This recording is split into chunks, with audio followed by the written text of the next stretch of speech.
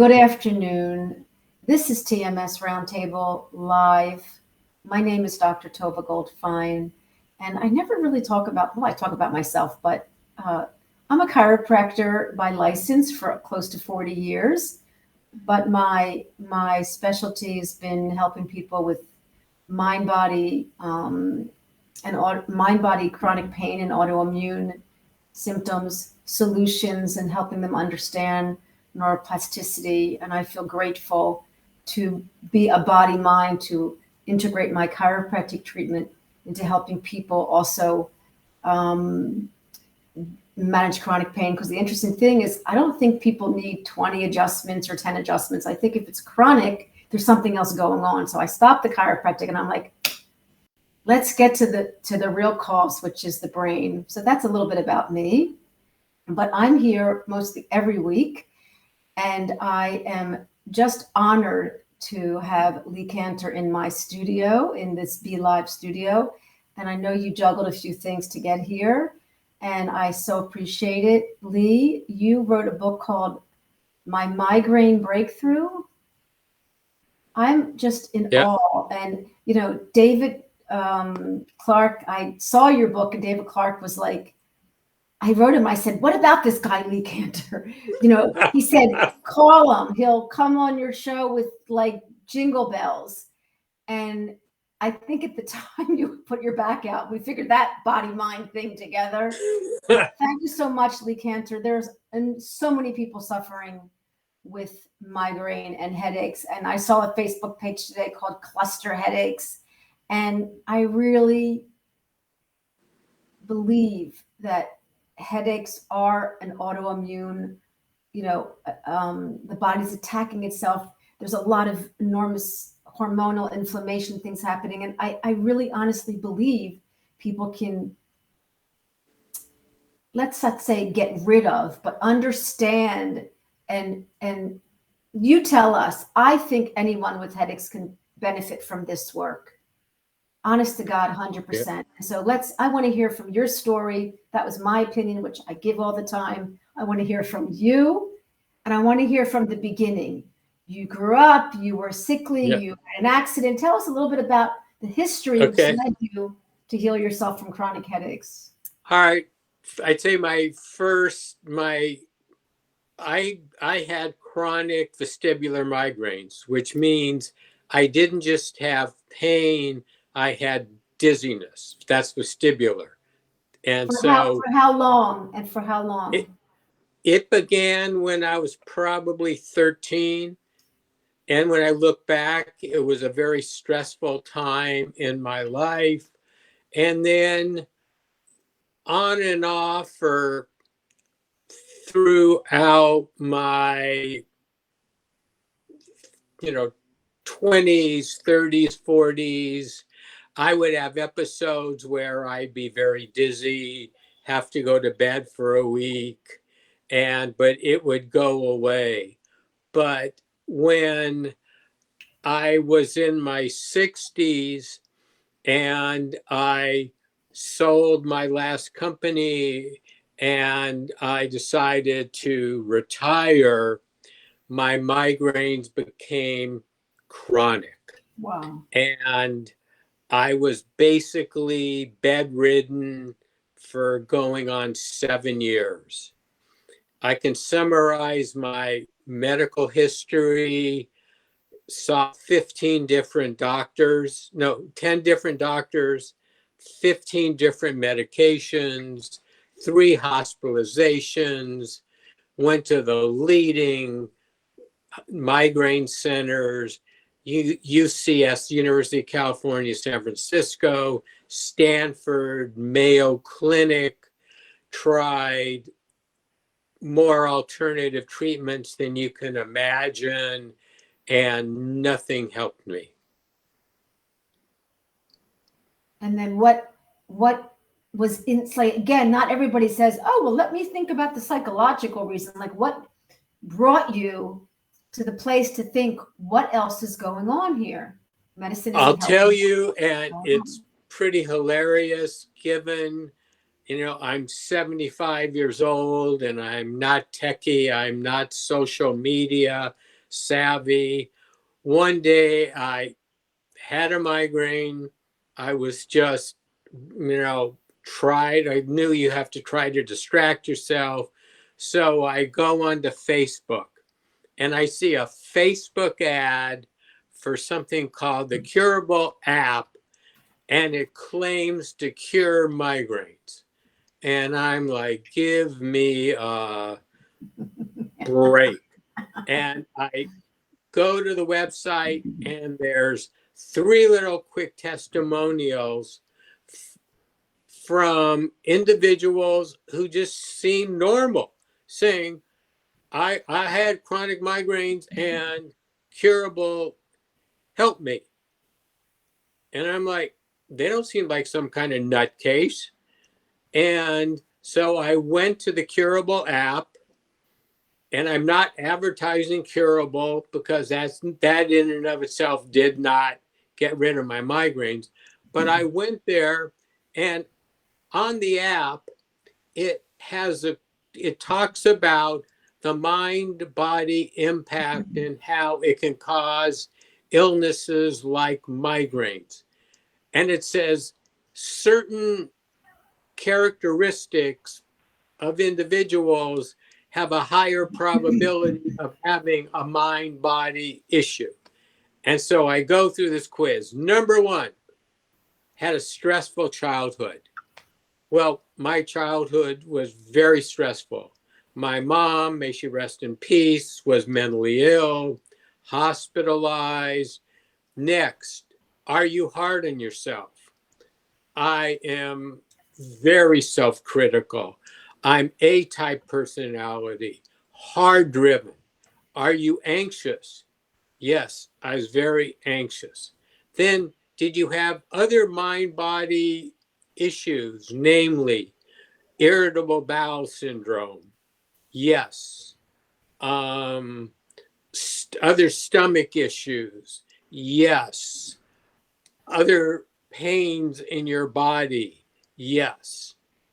And I go through this, and I just go, I am a perfect storm. I have every single characteristic of someone who has a mind-body issue.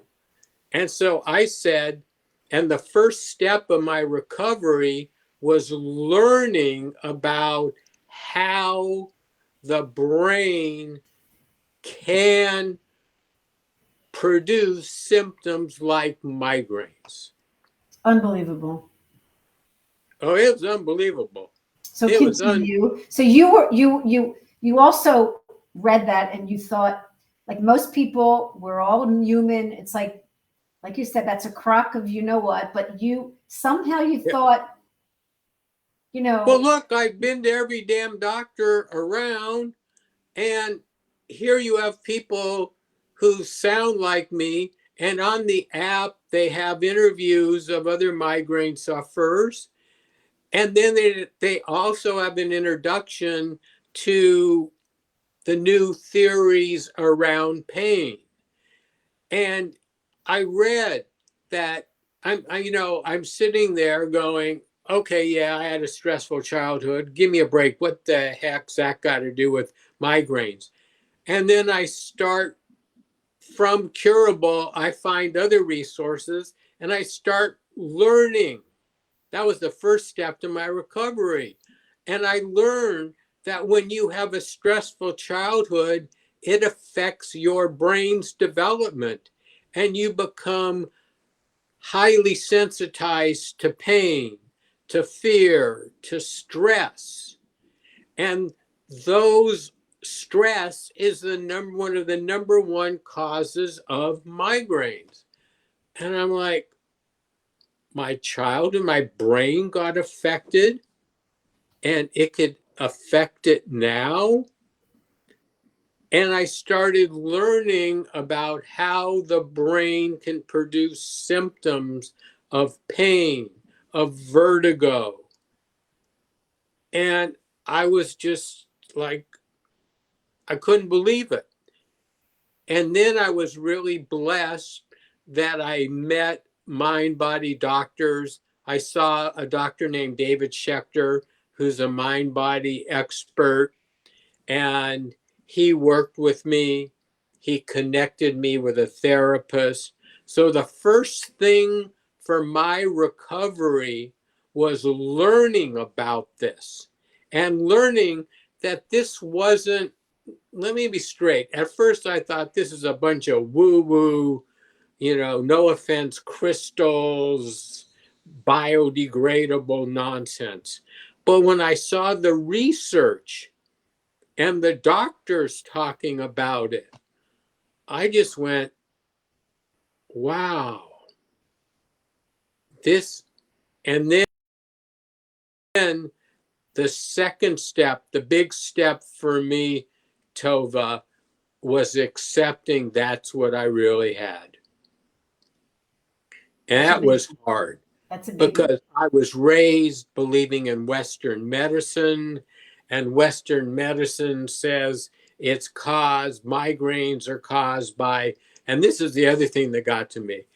Migraines are maybe caused by a vascular condition, possibly some electrical issue in your brain, or could be genetics.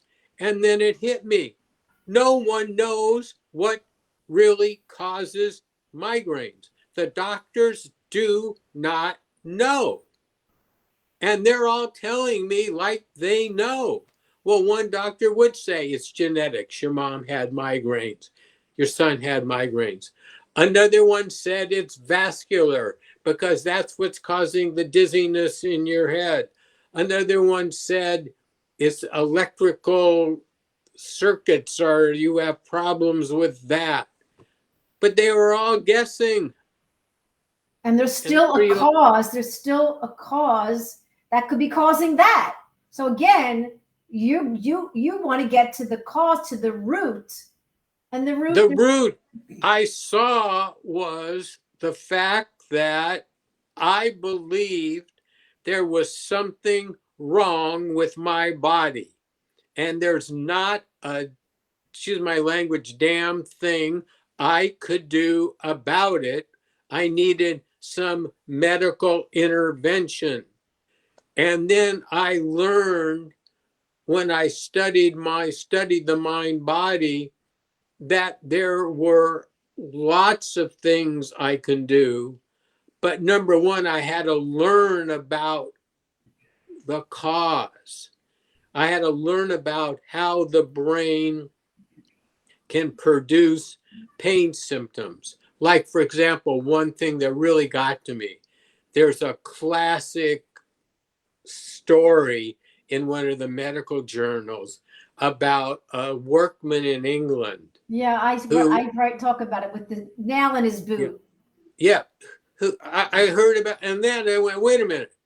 This guy is on Demerol for the pain, and they cut the boot away, and there's nothing wrong, and it went away instantaneously. And I'm like, oh my God.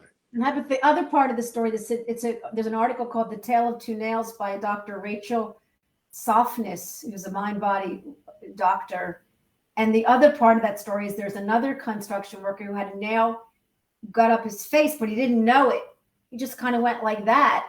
And 2 weeks later, he went to the dentist and they said, it's piercing your brain. And he didn't feel it. So you were talking about the way that we process pain is a very individual thing. That's what you were talking about. So go ahead. I didn't mean to interrupt.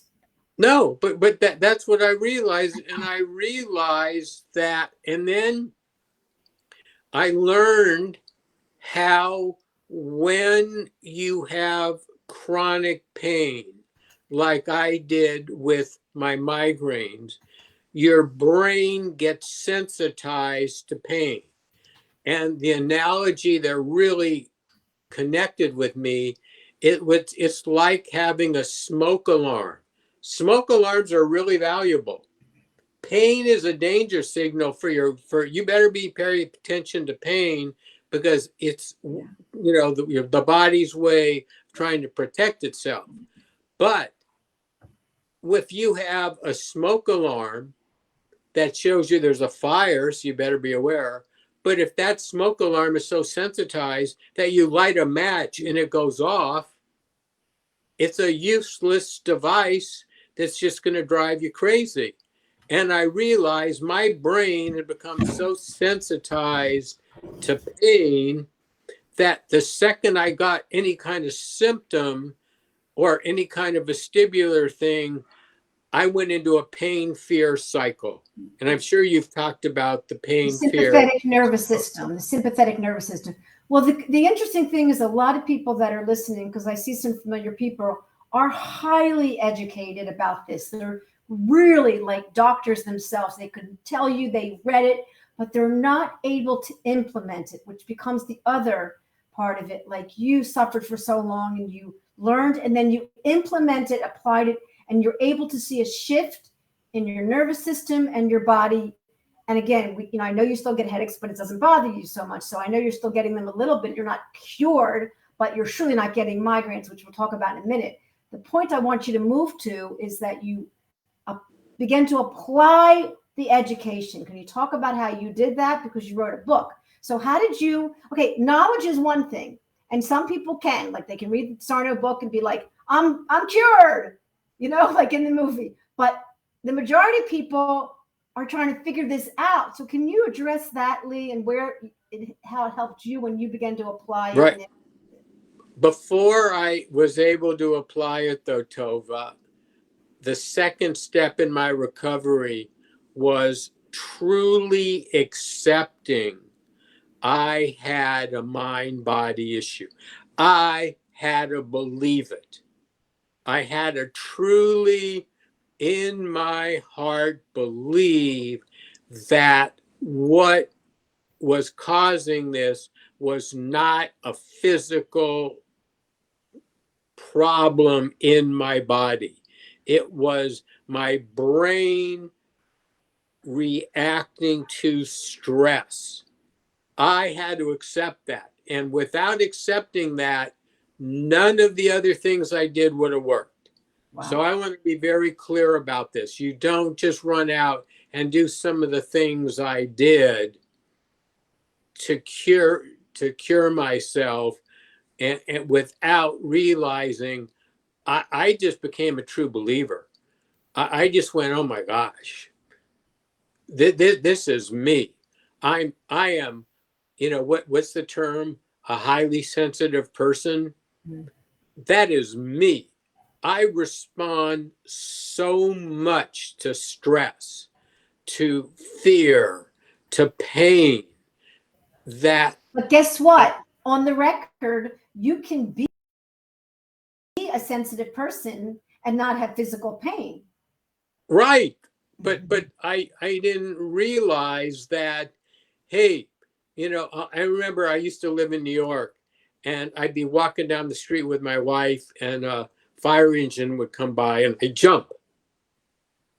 And she'd just be walking. And I was so sensitive. And I realized I hurt my body.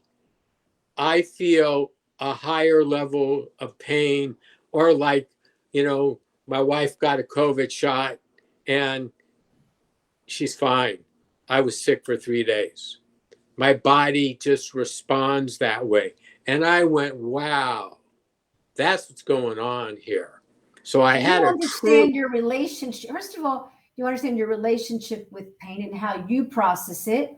And you also understand that you might have, some issues around health, scary, whatever. So you accepted your experience. Okay, so I have 3 days of uncomfortable feelings after a COVID vaccine, as opposed to, oh my God, I have long COVID. So you learn to not dial up. You learn to be, okay, so I'm uncomfortable.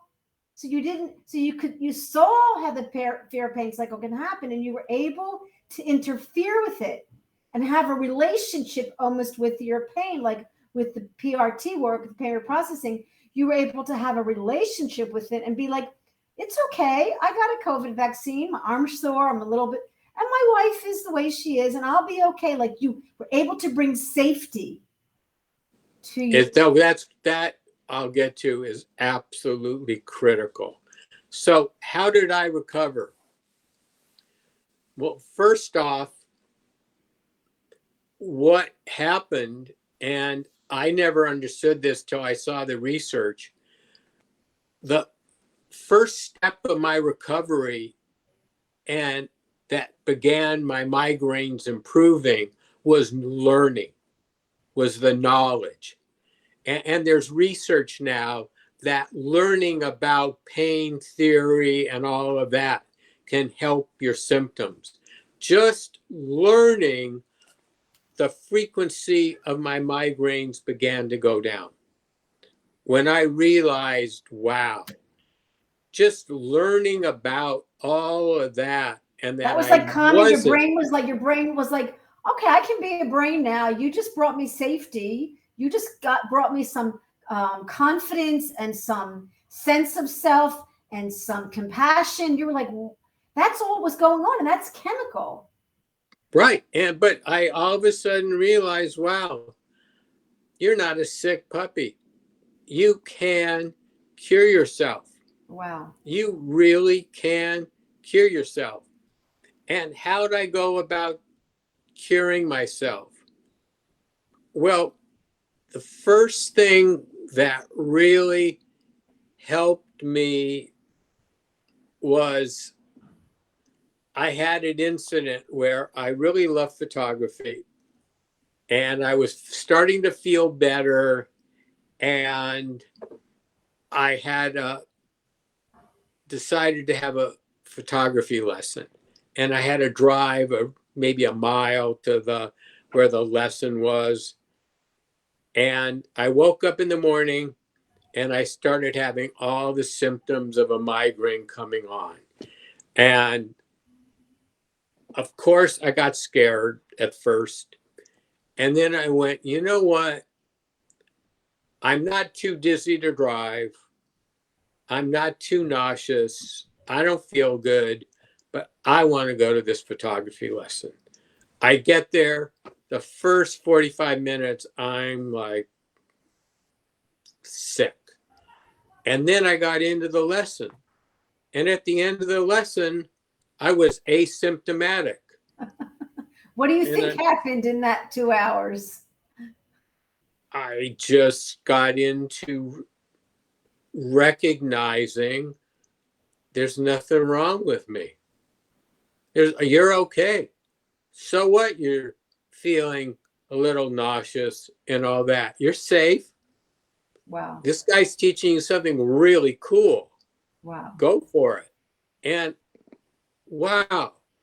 And then that also, and it like that also, when that happened, again, the frequency started going down. It didn't just drop. Trust me. I didn't go from having them almost daily to not having them, but it would be like every other day. Or if I got one, it was a couple days instead of a week. And then another event took place. I had a really bad one night, and we were living in an apartment building on the 8th floor, and I could barely walk to the bathroom. I was so nauseous. I was so sick. And the fire alarm went off. And it always went off in this building. So it's like I'm with my wife. It's like, I don't know, forget about it. And next thing I know, she goes into the hallway and is smelling smoke. And it's like, there's a fire here. And we got to get out. Well, next thing I know, I'm dressed. We couldn't take the elevators because they had stopped them. And all the fire, the sprinklers.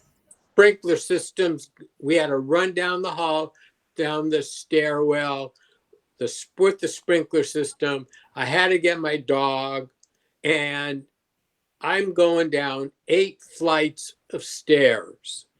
And I get to the bottom, and I'm like, we all had to run outside. because all the fire engines there, the firemen and everything. And I'm just standing there and I'm like, I don't want to say the word I said. It starts with S and ends with T. It's like, I was like, and I realized my brain is saying, I'm trying to keep you safe with the migraine from dealing with certain feelings, but forget about that. Get out of here. And that just said something to me like, wow, there are Amazing. times you think you are really sick and it's just your brain. So the thing I learned was to just be with the symptoms. I stopped judging every day based upon my symptoms. There are days I had migraines, but I'd start doing things even though I had the symptoms. So one, I started sending a message to my brain that you're safe. Wow. You are safe. You are okay. This is your brain overreacting to feelings that are going on, to stimuli. Your brain is not sending you effective message. You're not in danger. That started the ball rolling. Then I started journaling as I learned that a lot of migraines have to do with your feelings that are too overwhelming for you to deal with. And I started journaling. I started meditating. And then I started really exploring, why am I so sick now? What in the world is going on stressful now? Because I just retired. Well, I ended up going to a mind body doc psychotherapist. And what hit me was this: throughout my adult life, I had been what people would say very successful. I wrote a number of books for teachers on how to deal with challenging classrooms and challenging kids. I trained countless thousands of teachers, started 2 companies that I built up and sold. And when I retired, what I really learned was my identity was being, quote, Lee Cantor, the educator, the writer. And all of that was to cover up how empty I felt inside from the childhood I had. That it was all me trying to pretend I was of value, because growing up, due to the stress and the circumstances I went through, I felt I had nothing to offer but training teachers. Wow. And I couldn't face it, Tova. I couldn't face it. I felt like I was nothing. I was an empty, useless nothing.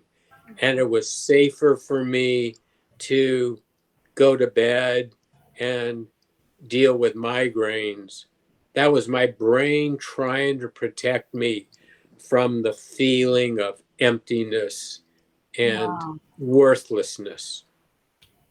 It And didn't when, matter that you had a successful marriage, which you still do, and children. It didn't matter. It was something so personal, and yeah, it's really painful.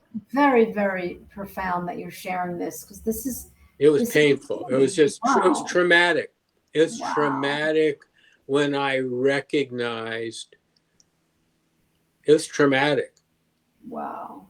because But you could also, then once you realized that, Lee, you did something with that. You integrated it. You accepted it. You didn't fight it. it You were like, wasn't easy. I'm sure it Trust wasn't me, easy. Tova. What came next was, in a lot of people I know have mind body, the symptoms of the pain and the headache and the this and that go away, and what comes back, what you get, you're left with a lot of anxiety. And then you I can had choose. Do you want enormous your headache anxiety. back, or do you want the No, but the anxiety came because I was recognized how fearful I really was inside. wow. And I realized I now, and that's the next thing I had to deal with, was the anxiety and the fear that, oh my God, it's going to come back, or what's next, or what else is going to happen I can't handle. And I had to remake myself as a Wow. retired man. And So profound. yeah, I had to remake who I am. And I'm Well, no you had to longer, evolve. You had to evolve into the place, like you yeah, had to move forward, like move in a way psychologically and emotionally, and you really were fighting that. I mean, for many years you were stuffing that because you had the success, and so it's very profound that it came out. And right. wow, because And look, it's not, and I'm not telling you it's been easy.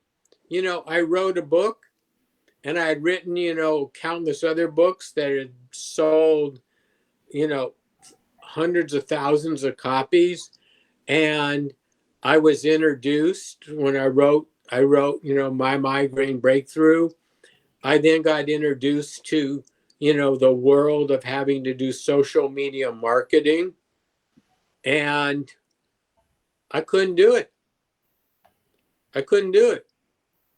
It was too much for me at my age to learn all this social media world. And that was traumatic for me. oh, Here I am. I wrote this book. It's going to be a bestseller. Everyone's going to, I'll be, quote, famous again now. And no, didn't work out. And I had to deal with that. And that was really hard. And then I just realized, you know what? You'll do nonprofit work. You'll be of service to others. You do volunteer work. You love photography. You'll do photography. wow. You'll exercise. You'll spend time with your wife and your kids and your grandkids. And you're going to have an amazing life, which I have today. So another insight for the listeners is that you accepted your reality. Okay, you stopped fighting something, and you kind of found the gift,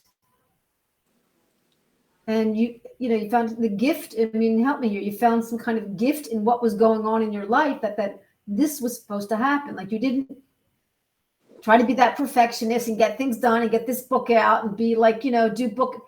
You were like, but you wrote the book because you really wanted to help people. I mean, that was also just very Right. But, altruistic of the other thing that happened with the book, Tova, to be blunt about it, is, um, people started reaching out to me, asking me to help them heal. you. Oh, And I'm not skilled like you are. And it started really getting me anxious. I trained countless teachers in how to deal with classrooms. And I went in those classrooms and I worked with those teachers. And you know what? I told them what to do. And the reason I could tell them what to do is I knew what worked because I had trained thousands of other teachers who were in the same circumstances. I had that expertise.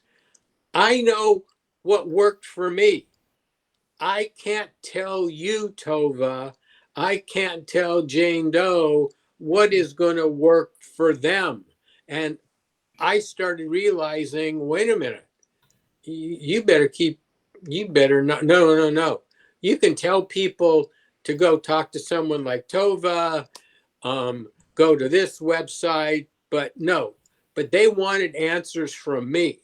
And I don't have the answers. I don't know. I know how I cured my migraines. I also know that what happened afterwards was a lot of anxiety and a lot of fear. And I know how I've been able to deal with that. But I'm no expert on it. Well, I you're an don't expert have on the answer you. You're an expert on you. on me. You are an expert on this. I'm not. And that was another thing that really shook me up. You know, keep your big mouth shut.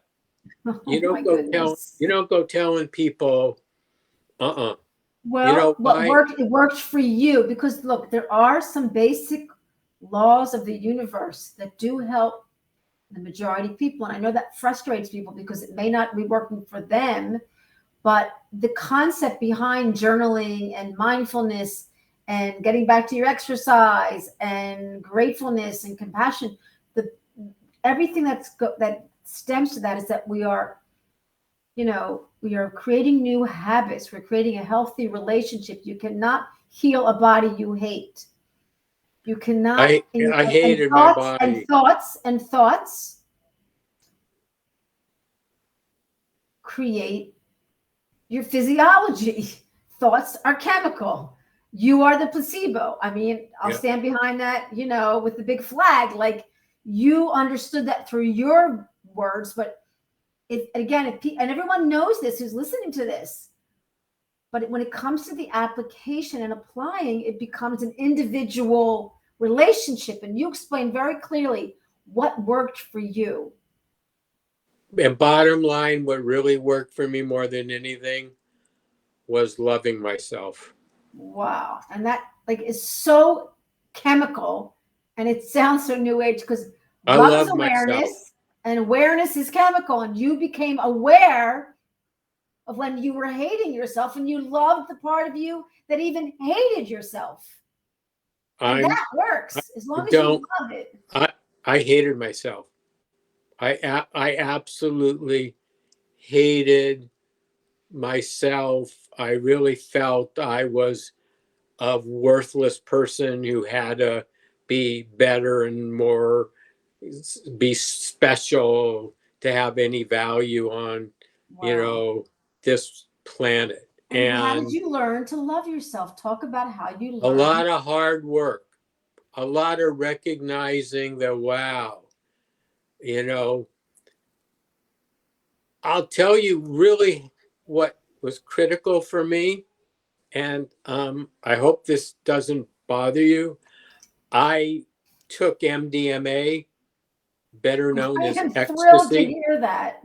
Yeah, I went and had with a therapist and I took MDMA. And my son, who has done many mind altering drugs, he's an awesome kid, but he says, "Oh man, Dad, you're going to take ecstasy." He didn't even know it was MDMA. "You're going to have the best fun day of your life." So I popped the pill. I lay down on a mat, put on blindfolds, and he's playing very soft spiritual music. And I don't know how long it was. I all the darkness I had ever experienced in my life came to me. Oh my goodness. And I bolted up, tore off my blindfolds and just went, I can't take this. I am going to die. And I had an amazing guide. All he said is just bring it in, bring it in, bring it in. And he showed me a cartoon of this big monster chasing someone, and the person stops running, and the monster gets smaller, and the person goes up to the monster, and the monster becomes a little child. Wow. And I held that little child, and I saw, and I hate to be spiritual, I Please be saw that spiritual. light. I saw the bright light of grace. Wow. And I just loved that part of me. And I realized I have to bring in that darkness. Wow. I can't run from that darkness. That darkness is in me. It will always be in me, but I don't have to let it run me. I don't have to let it give me migraines. I don't have to let it make me so scared or so frightened. I just need to recognize that there's part of me that is really scared. I just need to take care of it because there's a part of me that is bigger than that little scared kid. Wow. There's a loving presence that is who I really am. Lee, it's so powerful because people don't have to do, like there are people who do mushrooms and they sit with a group and they get support. Yeah. I mean, I'm all for anything that's going to bring you. But again, if that's what it took for you, I'm thrilled and I'm in awe and honored to be here in the studio with you, talking to you about this. But people can get to that little child without. But I want to be very clear. I am not in any way, shape, or form advocating taking something like MDMA or ecstasy on your own or psilocybin on your own.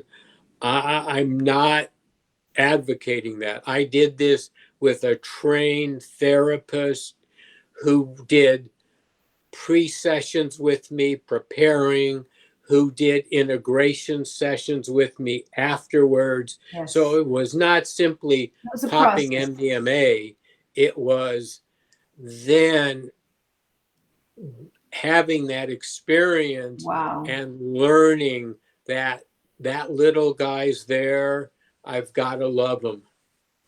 I got to love him. And he's going to come back.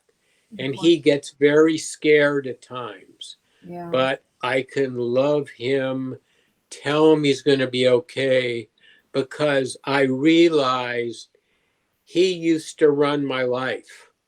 Wow. He doesn't anymore. The loving presence that is part of who I am, who I believe is part of all humans, has that power. Wow.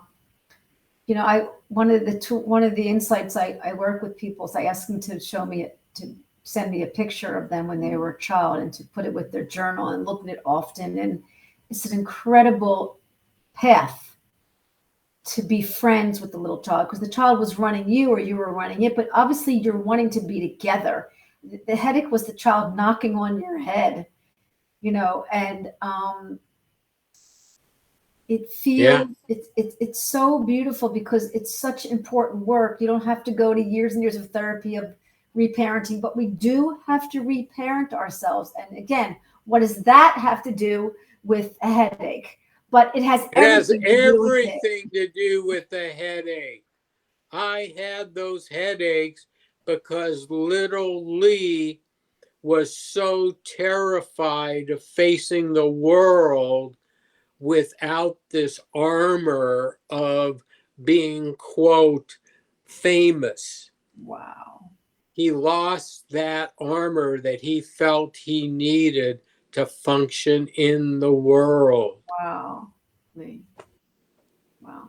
But, you had, like, it's interesting because I wonder, like, you had the headaches and you always had mind body symptoms through the success. So it was almost like, even though you had the success and you're in a healthy relationship with your family and you're healthy at 75, there was still this conflict, even though you were giving and producing and successful, there was still this conflict.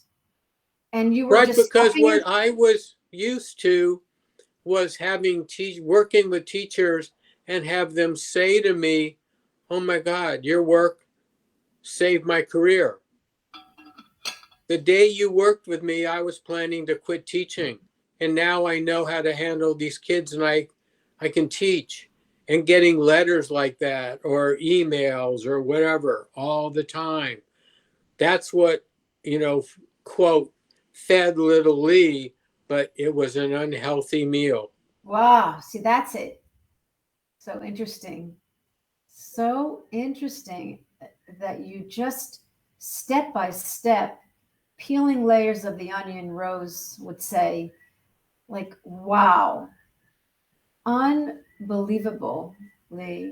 So besides love, which is enough, what else? You said the journaling brought you to that place. You did have a psychedelic trip, which was very profound for you, and the way you did it was very profound. So, and you now when you get a symptom, how do you talk to yourself? Well, I've I basically, my number one thing is to, if how do I say it? If it's not really dangerous, say you're safe. It's like I hurt my back playing pickleball, Mhm. and I really did something physical, and I was really hurt. And there I recognized, hey, I, better stop lifting things. I better stop bending down. So I respect my body. But then as the pain gets better, I just go, you're safe. Yeah. So your walk. Oh, so your leg hurts a little. Okay. All right. It's just pain symptoms. You're not, it's not like you're hurting your spine, Your you body, know? look, your body can learn pain fairly quickly, and then to unlearn it is the challenge. Yeah. It's unlearning. It's unlearning an overreaction to the pain. Right. Because when I first got hurt, I instinctively went into a pain fear cycle. Like, oh my God, I'm hurt. Oh no. And every time I got a symptom, oh no, it's hurting. Oh my God, I better go lay down. And then, unfortunately, I went to a doctor, because I was really hurting, and everyone said you need an MRI. Well, doctors, trust me, they do miraculous things, but a lot of them are fear mongers. Oh yeah, you better lay down. You better ice your back. You better not do this. You better not do that. Da da da da da da da da.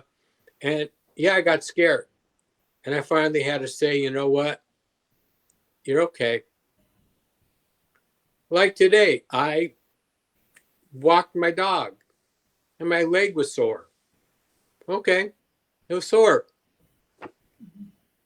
So you practice and you learned rather quickly how to I call it dialing down your pain sensitivity. You became more sensitive to you and your feelings and less sensitive to the pain.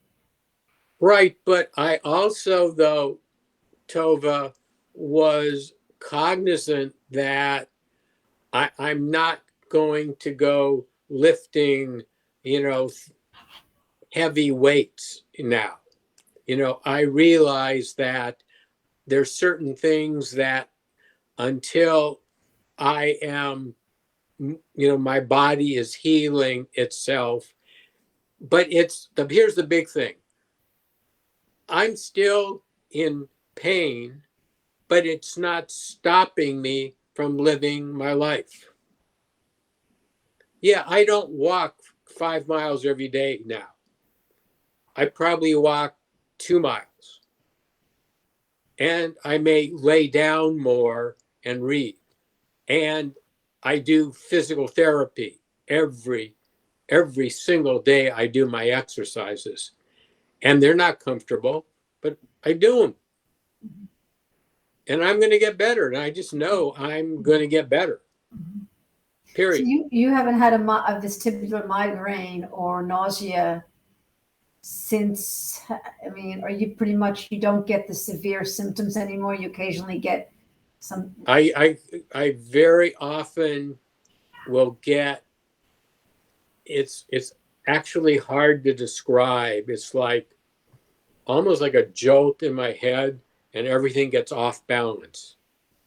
It's like, and I'll like stop. And it's unnerving. And then I just realize, oh, there it goes again. I wonder what's really going on. Maybe I'm upset about something. Wow. Or sometimes I can't figure it out, but I don't go run to bed and pull the covers over my head. Wow. No, I just realize, oh, you're a little dizzy. Or sometimes I'll feel like when you just get off of a boat. So you respond to your symptoms. You respond to your anxiety. You respond to the back pain. Even though it was acute, you still knew potentially it could turn into something chronic. Same thing with your vaccine. You responded, and this, you know, this isn't going to become, whoa. There's no way in God's earth this is becoming chronic. No. So you decided, you chose, you became the placebo. You made a choice of how you were going to react. First off, I've got to be clear, it hasn't been that long. It's only been, about a month. So it hasn't been that long. No, but there's no way it's going to become chronic. Yeah. Oh, no way. There's no negotiating. No negotiating, because you're sensitive. Like your back is your back. You know yourself. And you. No way. It isn't happening. No. And I did go to one doctor, and you may need surgery and blah blah blah. I said no. What else? Well, there's epidurals, and I know my wife has had a really bad back and has a lot of physical structural issues in her back. And she had epidurals and they helped. So I had some epidurals. I really think they did help me. But what helps me more than anything is just living my life and not letting it stop me, though I do respect it, So important. I'm respecting that. And I want to be clear to people that, there are really, you can really hurt yourself, and it's not all mind body. There are physical things that can happen to your body. But, when they become chronic, like my migraines, no. Wow. Mm-mm. So you wrote an entire book called, your breakthrough in migraines. So what else is in that book besides your amazing MDA? And this is, it's just me telling my story in more detail. Nothing that dramatically different, to be honest. And I really wrote it for other migraine sufferers to hear one person's story. And I'm not saying it will be your story, because I don't know why you have migraines. I don't know. Period. Yeah.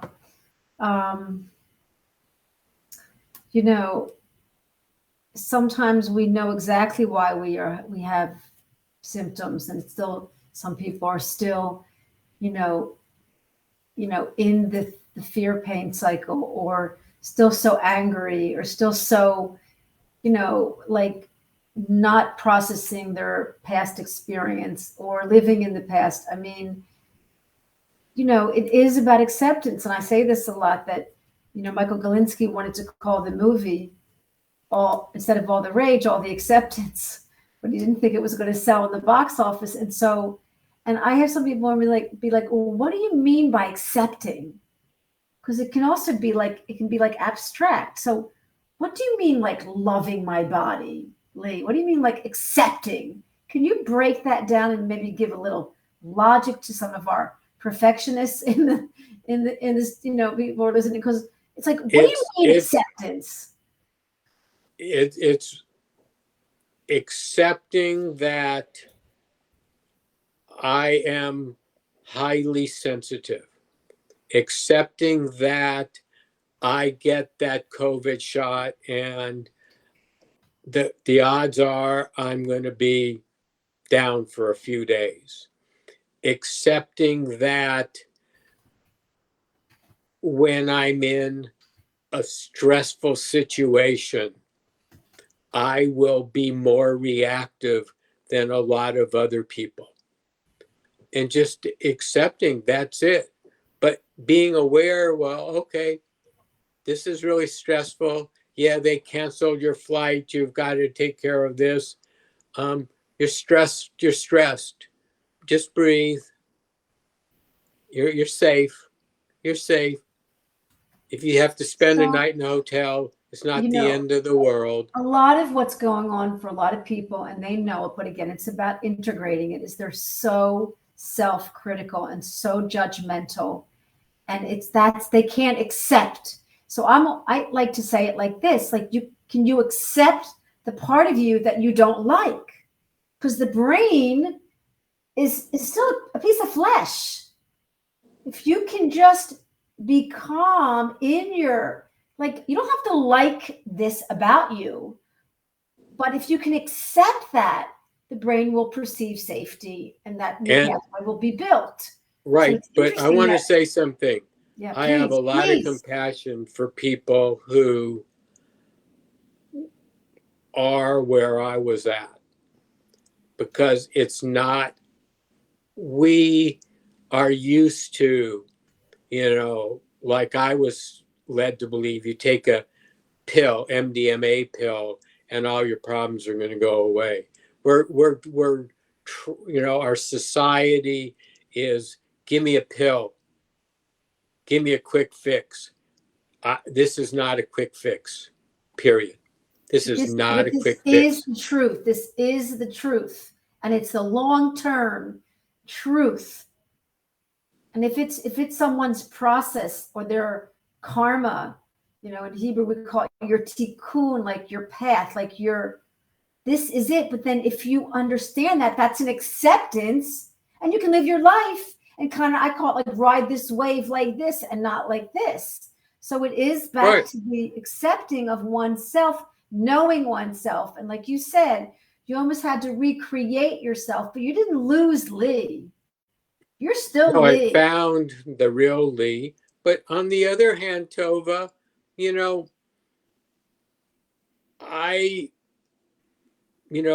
demons in me, no offense, helped countless thousands of teachers and God knows how many kids. So, What do you mean demon in you? What do you mean demon in you? The being driven to prove myself, to have worth. I was driven. And that also, I realized really helped a lot of people. It really did help a lot of people. I may have suffered a lot, but a lot of people were helped by me trying to prove myself. So right. So I wanted to stop there. Yeah. So there was meaning and purpose in your headache, enormous meaning and purpose. And you were able to look and say, you didn't say, oh, why didn't I know this then? I could have healed then and not suffered. You were like, I found the meaning in that part of my life. I am honored what I was able to do to help teachers. I'm honored that I was given I don't know, the skills to do what I did. I'm Wow. truly honored because I honor teachers. Teachers changed my life, and that I was able to help so many teachers. And I'm just so proud of what I was able to do. And if I suffered in ways, I did. It was my journey. So important to put it into perspective. Yeah. To put it into perspective and see you never, it didn't sound like you ever felt like you were a victim, even though you didn't say that, but it's in a sense you always you had look, your childhood gave you some belief, some trust, some drive. So there's what you took. It I gave call it like being me, like a flower that grew out of a pot of manure. You obviously were able to continue to process and learn and grow. I had to prove that I had value. And it gave me, it's like, I don't know how to say this, I understand, how do I say this? A lot of famous people, quote, famous in their field. I know what's going on there. Wow. I know what's going on there. They're trying to prove something. That's why they're working so hard. That's And our that's what ego. a That's our lot. ego. Yeah, that's the ego that can work for you or against you. And I also did psilocybin, and on my journey near the end, I went to my funeral. Oh And my, at my funeral, I'm just watching it, and I remember I again pulled the blindfolds off and said to the guide, "Hey man, I'm at my funeral." He says, "Well, what are you feeling?" I go, "Really? Nothing." He says, "Put the blindfolds back on, lay down." And next thing I know, I'm out floating in the universe. And I just floating in bliss. And I realized the funeral was my ego, my mind, and my body had died. And I was living in bliss. wow. If you could follow what I'm getting at. Yeah. That it's the ego, your ego, your mind, and your body that bring the pain. And that when you get away from your mind and your body and you become your soul or whatever you want to call it, there's bliss there. Listen, I didn't think we were going to be talking about this kind of stuff, but it's so unbelievable. Lee, you are just an unbelievable inspiration. So you're, that's really, look, whatever gets you there, we're all going to the same place. We all want balance. We all want peace of mind. We all want to love ourselves. We all want to love the part of us that we don't like. We all want to integrate our child into our adulthood. So you just shared exactly what worked for you. It's in your book. I have it on the TMS roundtable. My Migraine Breakthrough. Wow. I mean, look a pretty thick book. I mean, you really, and look, when people, again, anything you shared tonight was nothing over the past 3 years, going on 4 years this coming March that we're doing this. And I'm not slowing down because of my ego, because I need to heal people. So I'm not slowing down. So here, we're going to talk, you're going to interview me. But anyway, it's going on 4 years. So all these years, you talked about different things, but it all helps the mind It's like, in honor of Dr. Sarno, the mind and body are intimately connected. Think psychologically, respond, don't react. Love is chemical, awareness is chemical.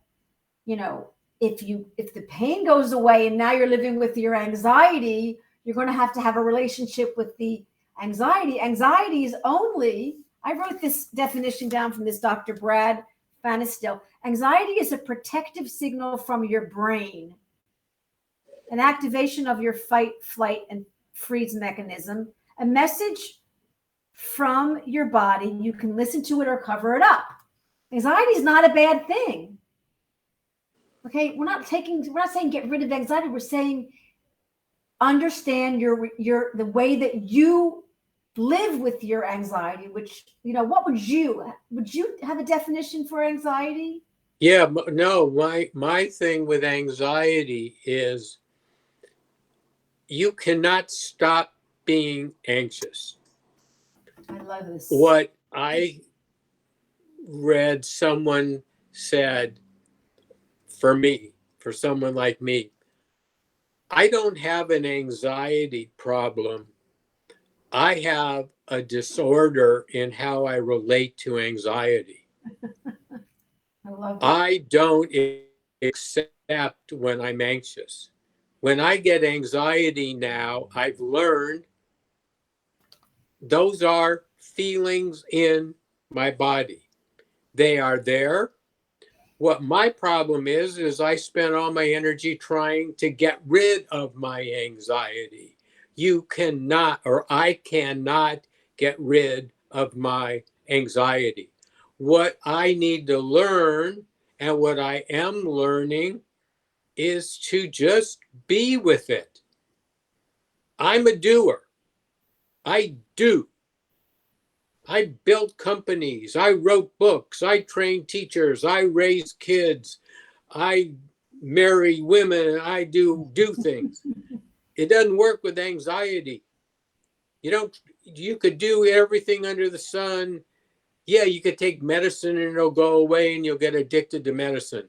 No, I've learned the answer is not doing, it's being with the anxiety. Like I learned to be with my migraine symptoms. Just be with them, because when you try to get rid of them, you're sending a signal to your brain, danger, danger, danger. Yes, if there's a dog in the road, you better be anxious and fear. That's rabid. You better be fearful and anxious. But if there's a puppy in the road, you don't have to be anxious and fearful. We have some people. If anybody wants to ask Lee any questions or myself, we're here live. This will be uploaded on the YouTube channel, and you can always see it there. I want to take a minute, and first of all, you are on the board of the PBDA, which is another amazing offering of giving of yourself and helping others, and also meeting some fabulous guys and hanging out with some fabulous people.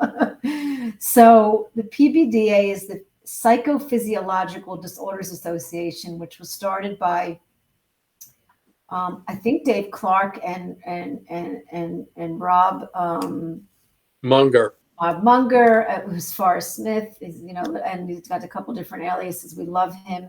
And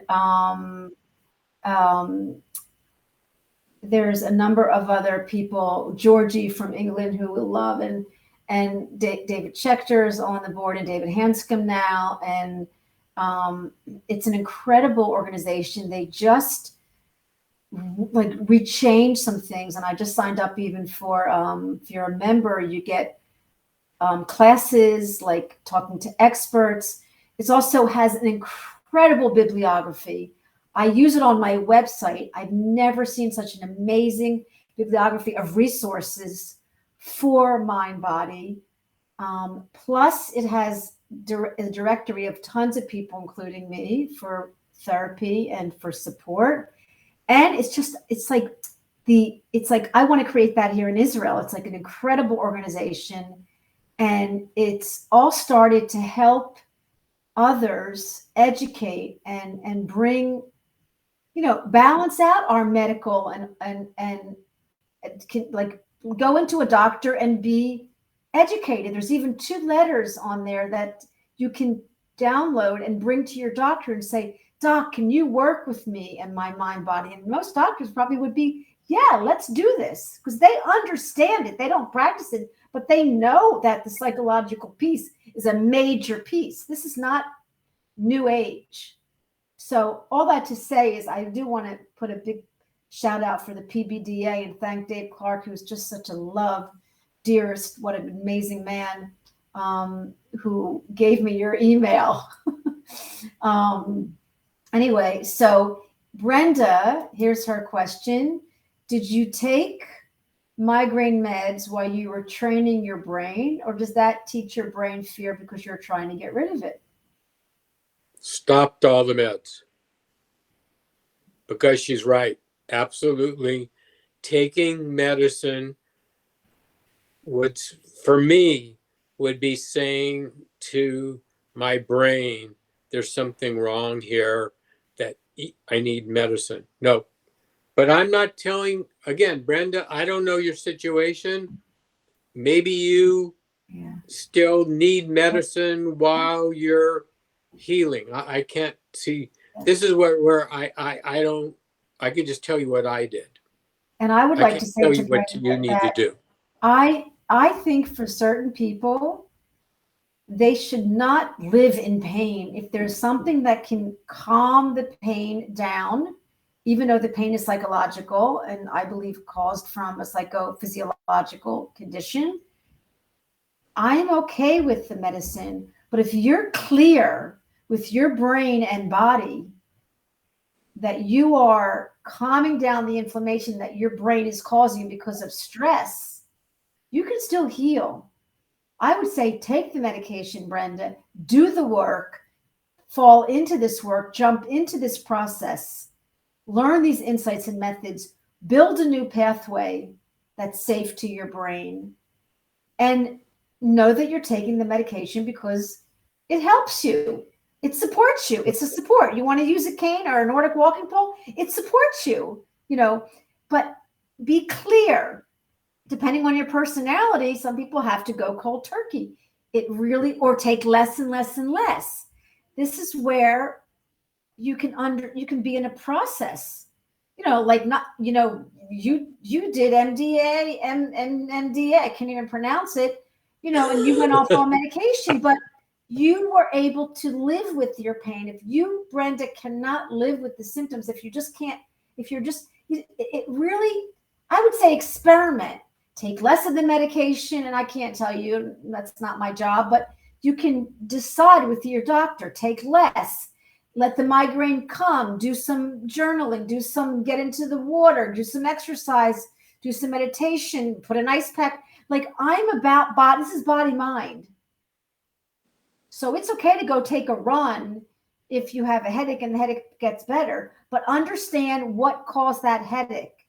Go to the cause, be with the root, be with the anxiety. Don't stuff. See, this is the way that I do body mind for certain people. So I agree with you. And yet, is it always telling the brain, okay, it means something? No, because we tell the brain, the thoughts trump everything. That's where I believe in the placebo. The thoughts trump everything. So if you decide we could do the placebo thing, which is another whole, podcast, but broadcast. So Brenda, I really am glad that you spoke up, and I hope that Lee and I answered you. And I really want to encourage you like a cheerleader to trust this process. I really do. What do you think, Lee? Yep. The only thing I would add is make sure you've gone, before you take this journey of mind body, make sure you go to a doctor, because, a migraine could be caused by a brain tumor. So make sure you go to a doctor and make sure there's no structural or organic reason why you have that reason migraine. why. Absolutely. Yeah. Anyway, so I appreciate all of the people that have come live and are, here. It's very exciting for me always, even though we go strange times live in the world. I really appreciate that. Again, I want to shout out for the PBDA Association. You can become a member. It's really inexpensive. You get an enormous amount of benefits, and you get to be hanging out with like amazing doctors and therapists and learn a lot. Lee, I would love you to come back like monthly and like let's just talk about mushrooms and how we can. No. I'm only kidding. Anyway, so wait. Oh, Glennis, I haven't seen you in a while. Oh wow, Glennis, I'm so happy to see your name here. Thank you both for being open-minded and being clear that this is an individual journey and no two people heal exactly the same way. This was a huge struggle for me at first, that perfectionist in healing. I also appreciate Lee explaining that his healing was not all at once. Thank you, Glennis, for your comment. I'm so happy to see your name up here on our Facebook page, and I send you love and blessings. Really, we're healing. We're healing the world. We're healing the country. We're healing peace. We're healing these poor traumatic, people that run countries. They're just traumatized also. We're just one day at a time, they say like one mitzvah, one good deed at a time. So thank you for bringing out the best in me, Lee, and joining me. Whenever I ask people to come, I'm always like, how can I do this without Rose? And then I show up and Rose is, we're connected with her in the heavens. She was an amazing co-host, and so I'm going this alone. I'm here a bit like naked with my clothes on and, sometimes a little anxious and I talk too much. And so thank you, Glennis. Anyway, so Lee, this was just a fabulous show. It was very exciting and a lot of amazing tools and insights. If anyone has any questions for you, they can email me. I will email to you. I know that you're open and receptive. And if you and I want to go into business together and help people with headaches, I think we have something going here. Okay? So think about it. Just think about it. I'll help you. If I could be of help to you, fine. I don't want to do it myself. Okay. But you would come in, like if somebody wanted to meet me on a Zoom, you would come in and you would talk about your MMD. If that's what you wanted, if I could help you, Tova, we could talk off air. Yeah. But the funny thing is people, like they text me, I want to know, do you know people who heal headaches? Or do you know people who heal pelvic pain? And if I don't, they're like, well, then I don't want to talk to you. I'm like, but it doesn't matter. I know people that have healed everything from A to Z. It matters about your relationship with the symptoms. So, but I know that it's nice to talk to somebody who is recovering from headaches, especially at your amazingly young, ripe age of like whatever. Like it's like you really showed us that it doesn't matter about the age. It matters about your commitment, your love. You're ready to face your demons, face the monster, and see that all it was a toy monster. And you are so brave and courageous, and you just inspire me. And really, thank you. Thank you so much. So we will meet again. It's been a pleasure. And have a wonderful afternoon. Thank you, everyone out there. Thank you for your blessings, and God bless you. And we'll be back next week for a long time. And if I ever get tired, I might call Lee to co-host with me because you did a great job, Lee. Okay, thank you so much. All the best. Sure. Bye. 1 second, Lee.